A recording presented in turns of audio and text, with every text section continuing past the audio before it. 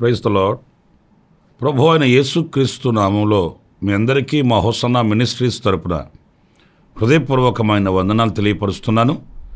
ఈ దినమంతయు విశేషమైన కృప నా దేవుడు మీకు అనుగ్రహించునుగాక. ప్రియులారా, పరిశుద్ధ గ్రంథంలో సంఖ్యాకాండం 23వ అధ్యాయం 23వ వాక్యాన్ని నేను మీకు చదివి వినిపిస్తాను. నిజముగా యాకోబులో మంత్రము లేదు, ఇశ్రాయేలులో శకునము లేదు. ఆయా కాలముల యందు దేవుని కార్యములు యాకోబు వంశస్థులకు ఇశ్రాయేలీయులకు తెలియచెప్పబడును. చూడండి, వాక్యభాగంలో ఒక సత్యం లేక ఒక నిజము అనే మాటని మనం గమనిస్తాము.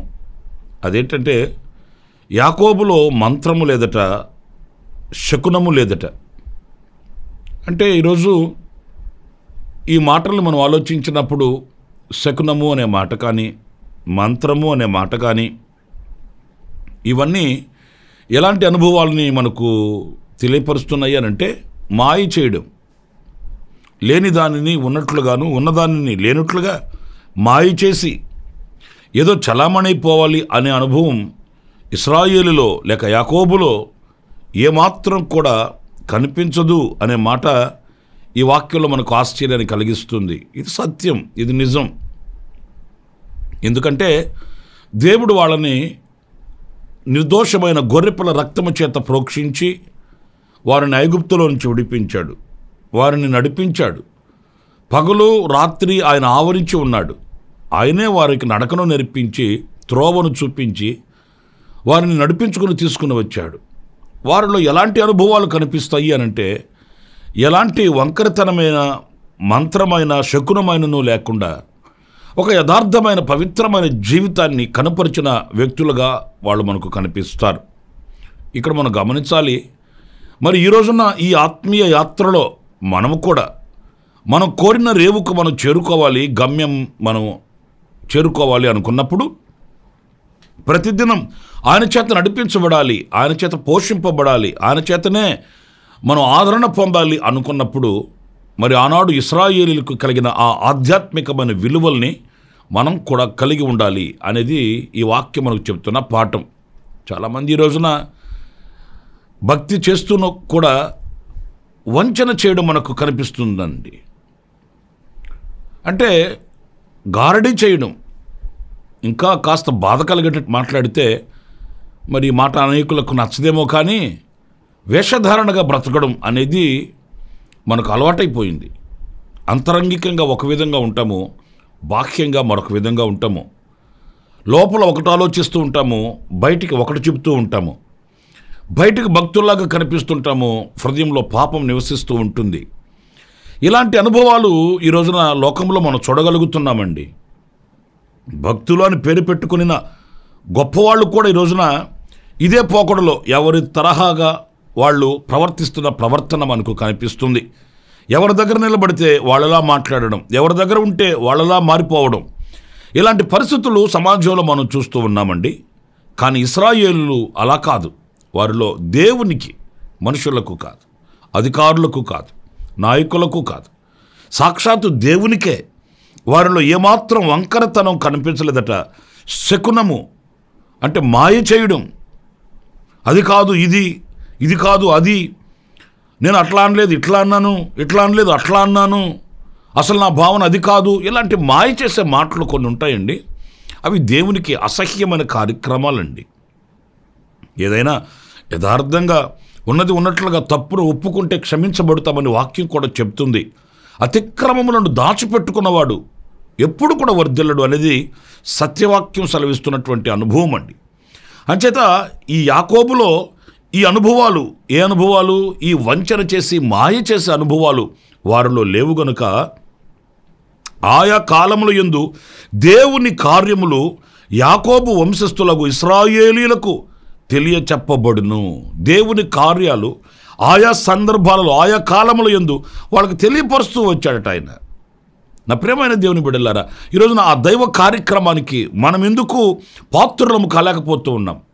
మనం వెళుతున్న ఈ మార్గంలో ఆయన గొప్ప కార్యాలు మనకెందుకు వివరించబడట్లేదు, మనకెందుకు తెలియట్లేదు, ఆయన ఆశ్చర్యమైన కార్యాలు మనం ఎందుకు పొందుకోలేకపోతున్నాం? ఈ ప్రశ్నలన్నిటికీ సమాధానం ఒక్కటే, ఏదో వంకరితనము, ఏదో వంచన చేసే అనుభవాలు మనలో దేవుడు కనిపెట్టాడు. అందుకే ఆయన మార్గములు మనకు తెలియపడట్లేదు, ఆయన ఆలోచనలు మనకు తెలియపరచబడట్లేదు, ఆయన తిన్నని మార్గంలో మనం నడిపించబడలేకపోతున్నామనే విషయాన్ని ఈ విషయంలో మనం సరిచేసుకోవలసిన అవసరం ఎంతైనా కూడా ఉంది అనేది ఈనాటి పాఠం.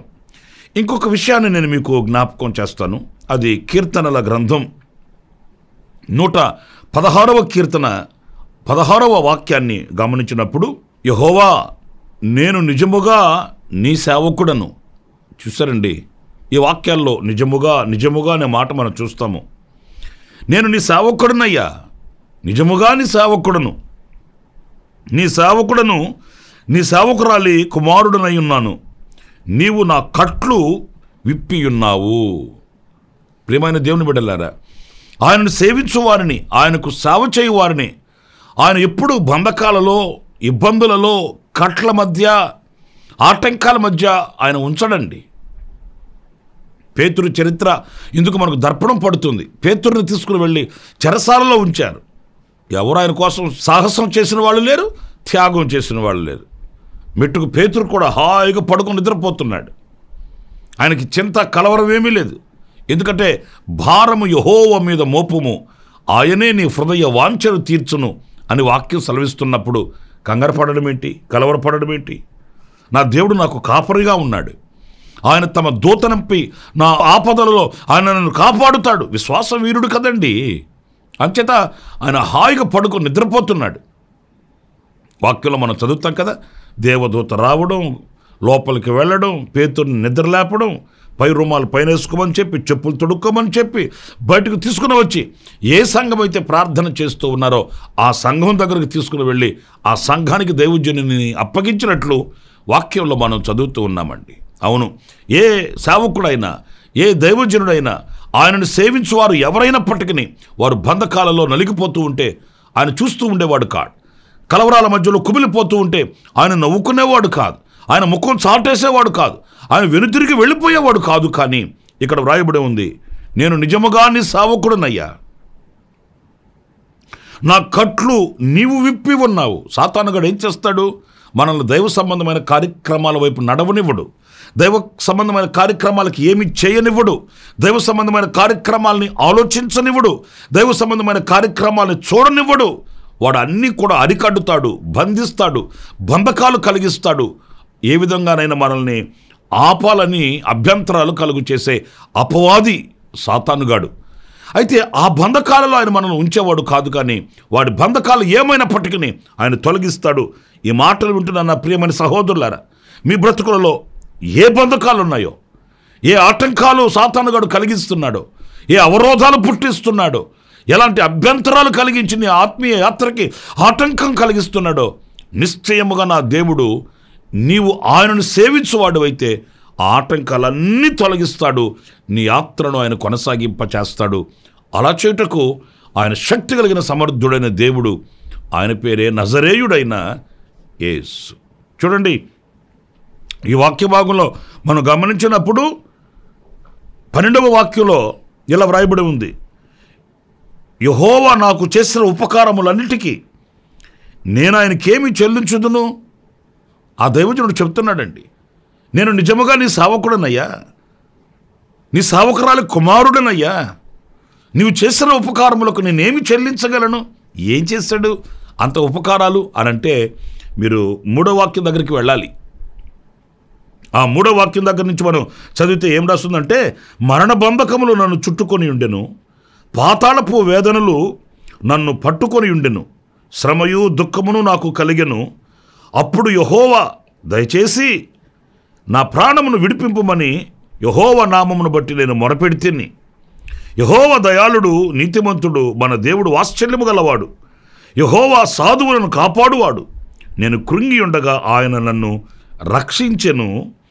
మరణము నుండి నా ప్రాణమును, కన్నీళ్లు విడవకుండా నా కన్నులను, జారిపడకుండా నా పాదములను నీవు తప్పించి ఉన్నావు. ఎంత అమూల్యమైన మాటల్లో చూడండి, ఈ 3వ వాక్యం దగ్గర నుంచి చదువుకుంటూ వస్తే, ప్రియులారా, నిజముగా ఆయనను సేవించు వారిని, ఆయనను ఆశ్రయించిన వారిని, తన సేవకులను ఆయన ఎలా కాపాడుతాడు, ఎలా ఆశీర్వదిస్తాడు, ఎలా తప్పిస్తాడు, ఎలా విడిపిస్తాడు, ఈ వాక్యంలో మనం గుర్తించవచ్చండి. మరి ఈ రోజున నా ప్రియ సహోదరులారా, ఆనాడు చేసిన దేవుడు ఈనాడు చేస్తాడు, రేపు కూడా చేస్తాడు. ఆడ బ్రతుకుల్లో చేసిన దేవుడు మన బ్రతుకుల్లో కూడా ఆయన వినూత్నమైన కార్యాలు చేస్తాడు. మనం ఆయనను సేవించాలి, నిజముగా ఆయన సేవకులము కావాలి, నిజముగా ఆయనను ఆరాధించువారము కావాలి, ఆయనకు సన్నిహితులము కావాలి, ఆయన స్వకీయ సాంపాద్యముగా మనం మార్చబడాలి. ఆనాడే ఈ దివ్యమైన ఆశీర్వాదము, దీవెనలు మనకు కలుగుతాయనే విషయాన్ని మనం మర్చిపోకూడదండి. ఈ 3వ వాక్యంలో చాలా మంచి మాటలు. మరణబంధకములను చుట్టుకొని ఉండగా, నిజమే, మరణమును తప్పించుట యెహోవా వశమని వాక్యం చెబుతుంది. ఈ మరణ బంధకాలలో నుంచి మనం విడిపించే శక్తి సామర్థ్యత ఎవనికి లేదు. ఆయన మరణమును తప్పించువాడు, ఆయన జీవాన్ని ప్రసాదించువాడు, ఆయన ఆయుష్నిచ్చి ఆరోగ్యం ఇచ్చి క్షేమాన్ని ప్రసాదించువాడు. ఆయన తప్ప మనకెవరూ లేనే లేరండి. శ్రమయు దుఃఖము నాకు కలిగెను అంటాడు. ఆయన నామమును బట్టి నేను మొరపెడితిని. నా ప్రియమైన సహోదరులారా, ఆయనకు మొరపెడితిని అంటే ఆయనకు విన్నపించుకున్నాడట. విన్నపించుకుంటే ఏం చేశాడు ఆయన? వాటిలన్నింటిలో నుంచి విడిపించి దేవుడు క్షేమాన్ని ప్రసాదించాడని ఇదిగో ఈ వాక్యంలో మనం గమనిస్తున్నాము. నిజముగా నేను నీ సేవకుడను, ఆయన సేవకునికి ఆయన చేసే మేలు ఉపకారాలు ఇదిగో ఈ వాక్యంలో మనకు ప్రత్యక్షమవుతూ ఉన్నాయి. మన బ్రతుకులలో కూడా ఆయన అంతటి గొప్ప కార్యాలు చేయుటకు శక్తి కలిగిన సమర్థుడైన దేవుడని చెప్పడానికి ఎలాంటి సందేహం ఏమీ కూడా లేదు. మరొక మాట, యోహాను సువార్త 4వ అధ్యాయం 42వ వాక్యంలో మనం గమనించినప్పుడు చక్కటి మాట, మా మట్టుకు మేము విని ఈయన నిజముగా లోకరక్షకుడని తెలుసుకొని నమ్ముచున్నామనిరి. యేసుక్రీస్తు సమరయ ప్రాంతంలో ఒక అద్భుతం చేశాడు. ఆ సమరయురాల్ని నీళ్ళబావి దగ్గరకు వచ్చిన ఆమెను రక్షించుకున్నాడు. ఆశ్చర్యమైన సంగతి ఏంటంటే, ఆమె వార్త విన్నారు, అనేక మంది ఆయన దగ్గరకు వచ్చారు, ఆయన చూశారు, ఆయన చేసే ఆశ్చర్యమైన గొప్ప కార్యాలు చూశారు. ఇప్పుడు ఏమంటున్నారంటే, నిజముగా మా మట్టుకు మేము విని ఈయన నిజముగా లోకరక్షకుడు. నిజమే, ఆయన తప్ప లోకరక్షకుడు ఎవరున్నారండి? ఇది వాస్తవం, ఇది సత్యం, ఇది నిజం. ఆయనే లోకరక్షకుడు. లోకరక్షకుడు అంటే లోకం అంటే ఏంటి? మనుషులు కారా? దేశం అంటే ఏంటి? మనుషులు కారా? ఈ లోకంలో ఉన్న ప్రతి వారిని రక్షించే దాత ఆయన, రక్షణకర్త ఆయన. ఆయన రక్షించేవాడు, భక్షించేవాడు కాదు సుమా, రక్షించేవాడు, కాపాడేవాడు. ఆ రక్షణ మనకు ప్రసాదించుట కొరకే ఆయన ప్రశస్తమైన పరిశుద్ధమైన రక్తమును సిలువలో కార్చాడు. ఆయన రక్తం చిందించకుండా పాప విమోచన కలగదు అనే సత్యం అందరికీ తెలిసిన సత్యమే. కానీ ఎలా విమోచించబడతాము? ఒక పవిత్రమైన పరిశుద్ధమైన రక్తం మన కొరకు చిందించబడాలి అన్నప్పుడు ఈ రక్తాన్ని ఆయన చిందించాడు. ఆయన రక్తంలో పాపము లేదు, ఆయన రక్తంలో కామ క్రోధ మదమత్సర్యములు లేవు. ఆయన పరిశుద్ధుడై లోకానికి వచ్చాడు, పవిత్రమైన రక్తం కార్చాడు. పాపములో ఉన్న మనలను విమోచించి రక్షించి ఆయన మనకు విమోచకుడయ్యాడు. ఈరోజున మనం విమోచించబడ్డామంటే ఒక విమోచకుడు ఉన్నాడు. ఆ విమోచకుడే లేడు అంటే నువ్వు ఇంకను విమోచించబడలేదు అని అర్థం. నేను విమోచించబడ్డవాడిని, నన్ను ఏ కట్లు కట్టబడలేదు, నేను స్వతంత్రంగా బ్రతుకుతున్నానని ఎవరైనా అంటే నీవు విమోచించబడ్డావు అని ఒప్పుకుంటే ఆ విమోచించిన వాడు ఎవరో ఉండి ఉండాలి. ఆ విమోచించిన వాడు లోకంలో ఎవరున్నారని వెతికితే యేసయ్య తప్ప మరొకరు కనిపించరు. గనుక నా ప్రియమైన సహోదరులారా, ఇది నిజం. లోకరక్షకుడు యేసుక్రీస్తు నీ పాపములో నుంచి, నీ రోగంలో నుంచి, నీ సమస్యల్లో నుంచి, నీ వ్యాధి బాధల్లో నుంచి, నిన్ను అలుముకొని ఉన్న చీకటిలో నుండి విడిపించే జ్యోతిర్మయుడైన ప్రభువు ఆయన. సైన్యములకు అధిపతియగు యెహోవా, యుద్ధశూరుడు ఆయన. ఆయన నిన్ను రక్షించువాడు. ఏ పరిస్థితిలో నీవు నిలిచి ప్రభువా అని ఆయన వైపు తిరిగినా వెంటనే తక్షణమే నీకు సమాధానం ఇచ్చి నీకు ఆయన జవాబిచ్చి రక్షించే దేవుడు. మరణ శాసనం రాయబడినప్పటికీ ఆయన వైపు తిరిగి ప్రార్థించినప్పుడు 15 సంవత్సరాల ఆయుష్ పొడిగించి సమసమాజంలో ఒక సజీవ సాక్షిగా హిజ్కియాను వాడుకున్న దేవుడు ఆయన. ఈరోజున నా ప్రియమైన సహోదరులరా, ఆయన ఇమ్మానుయేలు దేవుడు సజీవుడై ఉన్నాడు. ఆయన చెంతకు వచ్చిన వారిని ఏమాత్రం తులసివేయడు. ఆయన అడిగిన వానికి ఏమాత్రం ఒట్టి చేసి చూపించడు. నన్ను అడుగుడి అన్నాడు. అడుగుడి అంటే మన ఇష్టం ఆయనతో చెప్పాలి. ప్రభు నాకు ఇది కావాలి, ఆయనతో చెప్పుకోవచ్చు. ఆయన వినే దేవుడు, చూసే దేవుడు, మాట్లాడే దేవుడు, మన గుడిలో నివాసం ఏర్పరచుకొని ఆయన నివసించే దేవుడు సజీవుడని ప్రభు అండి. ఆ రక్షణకర్త అయిన దేవునిని మనం పోగొట్టుకోకూడదు, మనం జారవిడ్చుకోకూడదు. ఇది నిజం. తలలు వంచండి, ప్రార్థన చేసుకుందాం. నేను 3 విషయాలు మీతో చెప్తూ వచ్చాను. అది ఆయన దేవుడు, రక్షకుడు, ఇది నిజం. నేను నీ సేవకుడను, ఇది నిజం. నీ సేవకురాలి కుమారుడును. యాకోబులో ఏమాత్రం వంకరతనం లేదు, శకునము లేదు, మంత్రము లేదు, ఇది నిజం.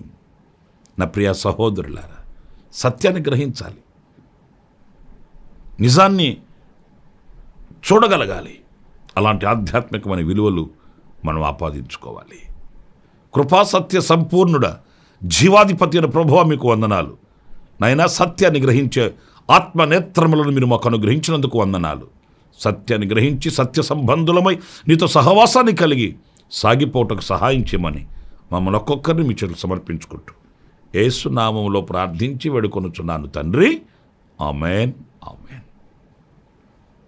ప్రభు పేరట మీ అందరికీ వందనాలు. ప్రాముఖ్యంగా ఈరోజు జన్మదిన శుభవేడుకలు జరుపుకుంటున్న మీ అందరికీ నా దేవుని కటాక్షం సదాకాలం తోడై ఉండుగాక. కన్నీళ్లలో, కష్టాలలో, నష్టాలలో, వ్యాధి బాధల్లో ఉన్న వారికి నా దేవుని కటాక్షం కలిగి వారికి విడుదల కలుగుగాక. ఆమేన్. ప్రతి దినము ఈ అనుదిన కృపాను సందేశాల కొరకు, ఇంకా మరిన్ని ఆత్మ సంబంధమైన సందేశాల కొరకు ఈ మా యూట్యూబ్ ఛానల్ ని సబ్స్క్రైబ్ చేసుకోండి. Pastor Ramesh, hosanna ministries.